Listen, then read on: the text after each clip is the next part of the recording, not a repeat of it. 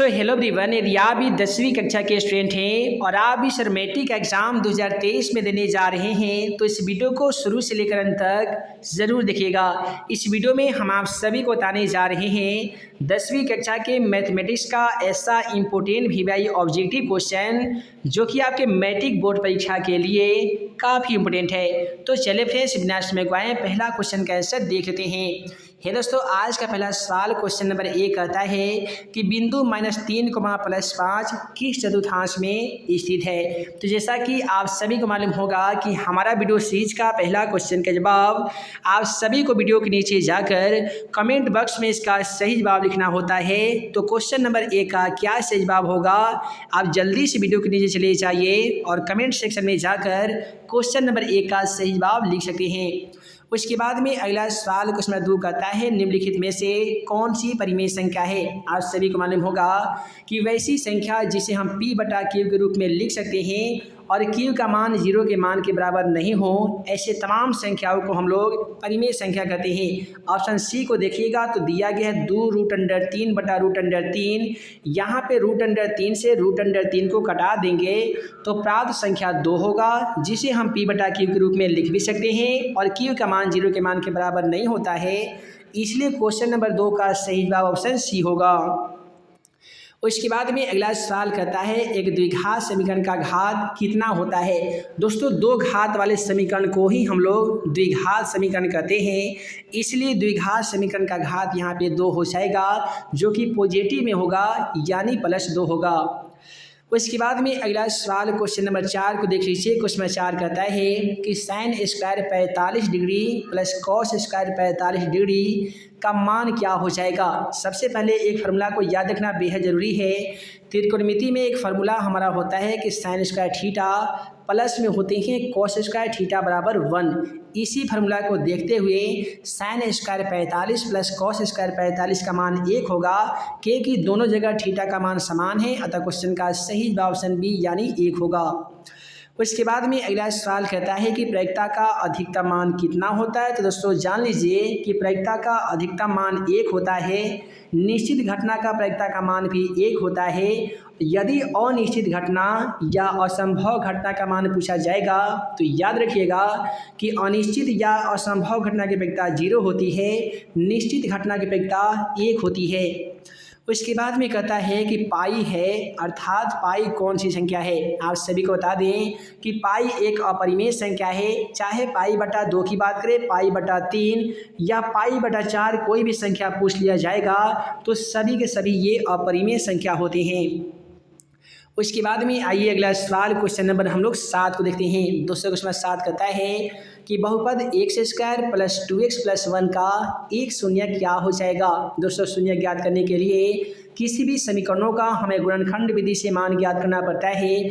तो हम क्या करेंगे, x² को सेम टू सेम लिखेंगे और प्लस 2x के बदले में हमें x और x लिखना होगा। इससे x और x 2x हो जाएगा और x में x से गुणा करने पे हमारा x² भी आ जाएगा। +1 को सेम टू सेम लिखेंगे। अब देखिए दोनों जगह x हमारा कॉमन मिल रहा है तो हम x को कॉमन कर लेंगे, तो यहाँ पे x + 1 हो जाएगा।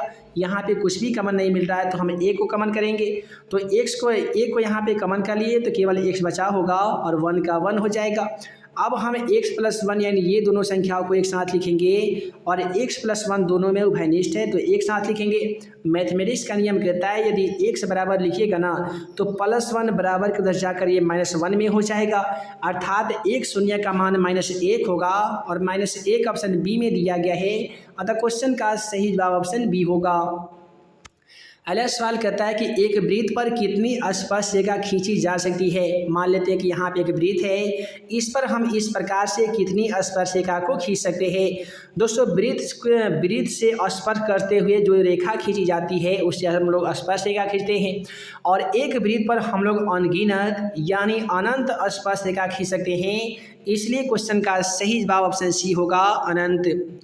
उसके बाद में अगला सवाल क्वेश्चन नंबर 9 कहता है कि आंकड़ा 24, 15, 22 13,9,10 तथा 30 का परिसर क्या होगा। दोस्तों परिसर ज्ञात करना काफ़ी ही सिंपल होता है। इसके लिए हमें एक फार्मूला की ज़रूरत पड़ती है। वह फार्मूला है कि उच्च सीमा माइनस निम्न सीमा। उच्च सीमा का मतलब होता है कि सबसे बड़ी संख्या, जैसे कि यहाँ पे 30 है। निम्न सीमा का मतलब होता है सबसे छोटी संख्या, जैसे कि यहाँ पे 9 है। अब देखिए 30 में से हमें 9 को घटा लेना होगा तो कितना बचेगा जी, 21 बचेगा, है ना जी। तो इस प्रकार से क्वेश्चन का सही जवाब 21 हो जाएगा। 21 यहाँ पे ऑप्शन बी में दिया गया है। उसके बाद में कहता है कि sine into 90 degree minus theta का मान क्या होता है। तो यह एक फार्मूला है कि साइन इंटू 90 माइनस थीटा बराबर कॉस थीटा होते हैं और कॉस इंटू 90 माइनस थीटा बराबर साइन थीटा होते हैं। तो sine into 90 degree minus theta बराबर क्या होगा जी, तो कॉस थीटा हो जाएगा। उसके बाद में कहता है कि किसी घटना ई के लिए P into E plus P into E dash equal to क्या हो जाएगा। यानी किसी भी घटना की होने की प्रायिकता और नहीं होने की प्रायिकता का जो योग होता है, जो मान होता है, वो कितना के बराबर होता है, तो 1 के बराबर होता है। इसलिए क्वेश्चन का सही जवाब ऑप्शन बी होगा 1। उसके बाद में कहता है क्वेश्चन नंबर 12 में कि 9,10,11 9,10,11 11,5,7,6 का बहुलक क्या होगा।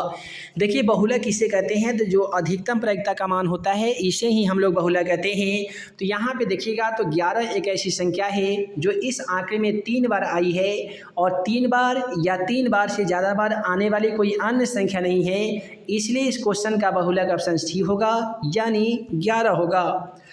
उसके बाद में कहता है कि निम्नलिखित में से कौन सा बहुपद नहीं है। दोस्तों आप सभी को बताना होगा कि कौन सा बहुपद नहीं है। सबसे पहले जान लीजिए कि कौन सा बहुपद होता है। कोई भी ए से लेकर जेड तक का अक्षर यदि रूट में हो तो बहुपद नहीं होगा। 1 से लेकर जेड तक अक्षर यानी अल्फ़ाबेट पर कोई भी पावर हो, यानी ए से लेकर जेड तक का कोई भी अल्फ़ाबेट हो, उसका पावर में 1/2 3/2 इसे दिया जाए तो आपका बहुपद नहीं होता है। और कोई भी ए से लेकर जेड तक जो अल्फ़ाबेट का अक्षर होता है वो बटा में हो तो बहुपद नहीं हो सकता है।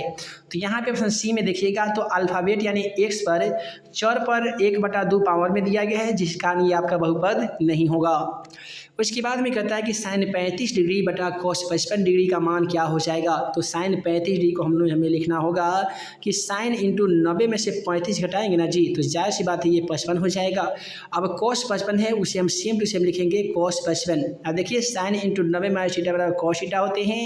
थीटा का मान है 55 तो 55 लिखेंगे और नीचे वाला कॉस को सेम टू सेम लिखना होगा कॉस 55 डिग्री बटा कॉस 55 डिग्री। अब आप ही बताइए कि कॉस 55 को कॉस 55 से कितने मरतबे घटाया जाता है, तो आप कहेंगे सर 1 मरतबे। तो इस प्रकार से क्वेश्चन का सही जवाब ऑप्शन बी होगा, यानी 1।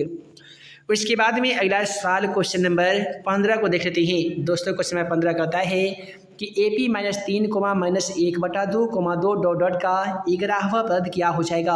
मैट्रिक एग्जाम पेपर में ऐसा सवाल बहुत बार पूछा जाता है जहां पे आपसे 10वां पद या 47वां पद या 11वां पद पूछा जाता है। कैसे बनाना है आइए जान लेते हैं। देखिए 11वां पद ज्ञात करने का आसान फार्मूला a प्लस 11 में से a कम करेंगे 10 हो जाएगा, इसके साथ d लगाते हैं। तो यहाँ पे हमें मान चाहिए a का मान जो कि -3 है। उसके बाद में चाहिए d का मान और d का फार्मूला होता है a2 माइनस a1। अब देखिए दोस्तों a2 का मान -1/2 है तो -1/2 लिखेंगे। a1 का मान -3 है तो माइनस और माइनस मिलकर ये +3 हो जाएगा। 2 1 का एलसीएम 2 हो जाएगा। माइनस और 1 और 1 में गुना करेंगे तो -1 हो जाएगा और 3 में 2 से ऐसे गुना करेंगे तो 3 दूनी 6 हो जाएगा। -1 का +6 मिलकर ये 5 हो जाएगा और बटा 2 लिख देंगे, है ना जी। अब देखिए a का मान हमें चाहिए तो a के बदले -3 लिखेंगे प्लस 10 गुने हमें चाहिए d का मान। d अभी अभी हम लोगों ने ज्ञात किया 5/2 तो 5/2 लिखेंगे। अब ये 2 काटेगा 10 को जाकर 5 मरतबे तो यहाँ पे हो जाएगा -3 प्लस 5 में ऐसे 5 से गुना करेंगे तो ये हो जाएगा 25। आप सभी को बता दें कि -3 प्लस 25 मिलने के बाद ये 22 हो जाता है। इसी प्रकार से क्वेश्चन का सही जवाब 22 हो जाएगा, जो कि ऑप्शन ए में दिया गया है। उसके बाद में कहता है कि बहुपद 4x² - 4x + 1 के मूलों का गुणनफल क्या हो जाएगा। और आप सभी को बता दें कि मूलों का गुणनफल को हम लोग अल्फ़ा इंटू बीटा कहते हैं, जिसका फार्मूला c/a होता है। देखिए सी का मान यहाँ पे 1 दिया गया है तो हमें 1 लिखना होगा, ए का मान यहाँ पे 4 दिया गया है तो हमें 4 लिखना होगा, यानी अल्फ़ा इंटू बीटा बराबर सी बटा ए पे बैठाएंगे तो 1/4 हो जाएगा।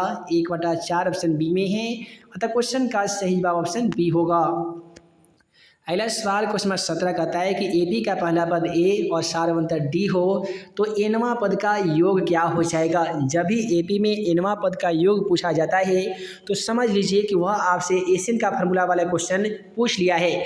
और एशियन का जो फार्मूला होता है ना जी, वो होता है n/2 × 2a + n-1 × d होता है। और इस प्रकार का ऑप्शन डी में है, अतः हम कह सकते हैं क्वेश्चन का सही जवाब ऑप्शन डी हो जाएगा। उसके बाद में अगला सवाल, चलिए क्वेश्चन नंबर 18 को देख लेते हैं। दोस्तों क्वेश्चन नंबर 18 कहता है कि 1/√3 बराबर क्या हो जाएगा। आप सभी को मालूम होगा कि 1/√3 साइन में किसी का मान नहीं होता है और साइन में और कोस में तो होता ही नहीं है। tan में 30 डिग्री का मान होता है 1/√3, अतः हम कह सकते हैं कि 1/√3 tan 30 डिग्री के बराबर होते हैं। और इसके बाद में कहता है कि अर्धगोला का संपूर्ण पृष्ठ का क्षेत्रफल क्या होता है। तो याद रखिएगा अर्धगोला का संपूर्ण पृष्ठ का क्षेत्रफल 3πr² होता है। कितना होता है जी? 3πr² होता है, इसलिए क्वेश्चन का सही जवाब ऑप्शन बी होगा। उसके बाद में अगला सवाल क्वेश्चन नंबर 20 कहता है कि यदि √2 cos थीटा बराबर 1 हो तो थीटा का मान क्या हो जाएगा। तो हमें क्या करना होगा कि cos थीटा बराबर 1 लिखेंगे, √2 गुना में है तो भाग में हो जाएगा। अब आप ही बताइए, सॉरी √2 था तो √2 लिखेंगे कि cos में 1/√2 किसका मान होता है। तो मान सारणी याद किए होंगे तो आप कह सकते हैं कि सर cos में 45 डिग्री का मान 1/√2 के बराबर होते हैं, इसलिए क्वेश्चन का सही जवाब 45 डिग्री हो जाएगा। तो ये दोस्तों वीडियो लंबी ना हो, जिस कारण मैं इस वीडियो में आप सभी को 1 से लेकर 20 तक का ही क्वेश्चन का सलूशन कर पाया हूँ। आगे आने वाली पार्ट में हम लोग क्वेश्चन नंबर 21 से लेकर 60 तक के तमाम क्वेश्चनों का सलूशन देखेंगे, जो कि आपके मैट्रिक बोर्ड परीक्षा 2023 में 100% पूछे जा सकते हैं। तो आशा करते हैं इस वीडियो में जितने भी क्वेश्चन का सलूशन हम आप सभी को बताए हैं वो सभी के सभी क्वेश्चन आप सभी को समझ में आ गया होगा। आशा करते हैं कि आज का वीडियो आप सभी को पसंद आया हो। दोस्तों वीडियो पसंद आया हो तो वीडियो को लाइक करें, अपने दोस्तों में शेयर करें। ऐसे ही नए नए वीडियो पाने के लिए आप हमारे YouTube channel math and magic tips को सब्सक्राइब करना बिल्कुल ना भूलिएगा। तो हम जल्द मिलेंगे अगले वीडियो में नए भी क्वेश्चन के साथ। तब तक के लिए आप सभी को वीडियो देखने के लिए बहुत बहुत धन्यवाद।